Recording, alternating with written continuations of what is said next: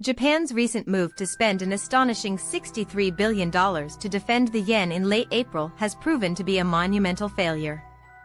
Despite this hefty investment, the gains have completely evaporated.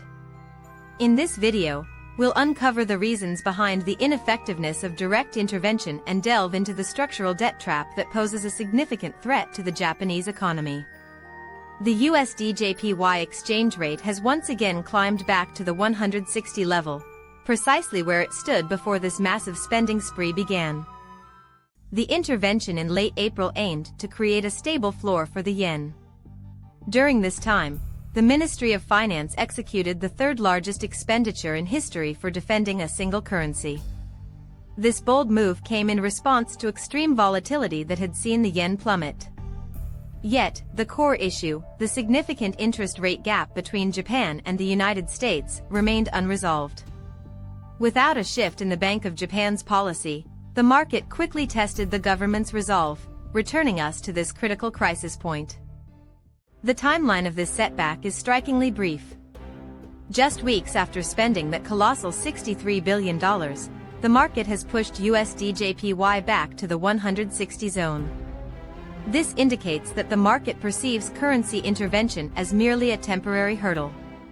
The Ministry of Finance's efforts offered a fleeting moment of respite, but with the Bank of Japan still capping interest rates to manage its overwhelming public debt, the yen finds itself in a downward spiral.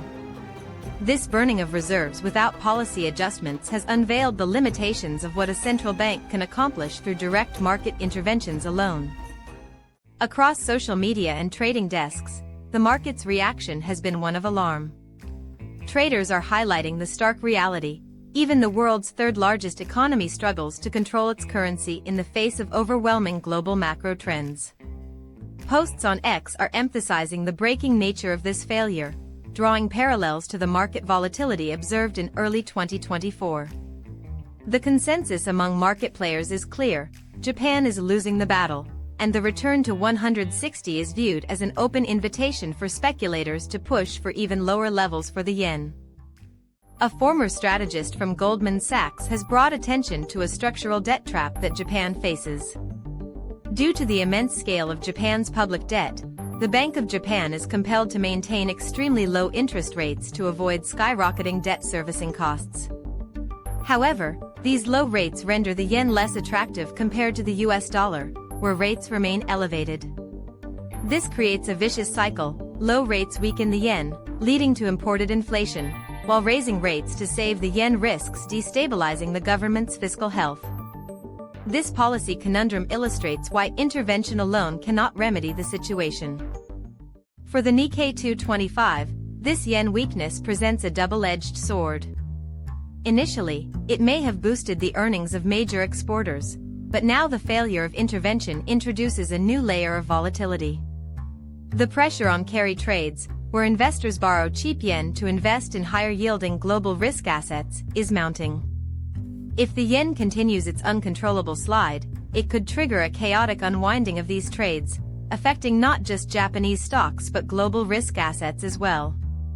Investors are now on high alert, watching closely to see if the 160 level prompts another wave of market-wide selling. We are witnessing the rise of what analysts term the dollar oil trap. As the yen weakens against a robust dollar amid volatile oil prices, Japan, a significant energy importer, faces a severe squeeze. This combined pressure accelerates inflation within Japan and hampers domestic consumption.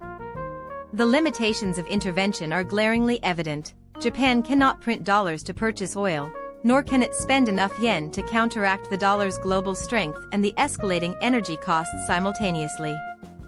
In this challenging environment, individual investors must prioritize risk management. The return to 160 signals that the intervention zone is no longer a secure bet for a yen recovery. Until the Bank of Japan signals a genuine shift in its interest rate policy, the yen remains at risk. Investors should keep a close watch on BOJ policy meetings and US inflation data.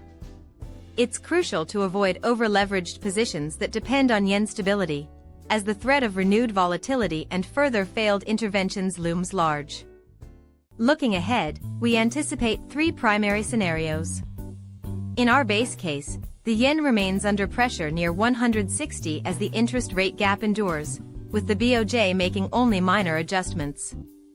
In a bear case for the yen, breaking above 160 could lead to a swift decline toward 170, as the market recognizes the ineffectiveness of intervention, potentially triggering a global carry trade crash.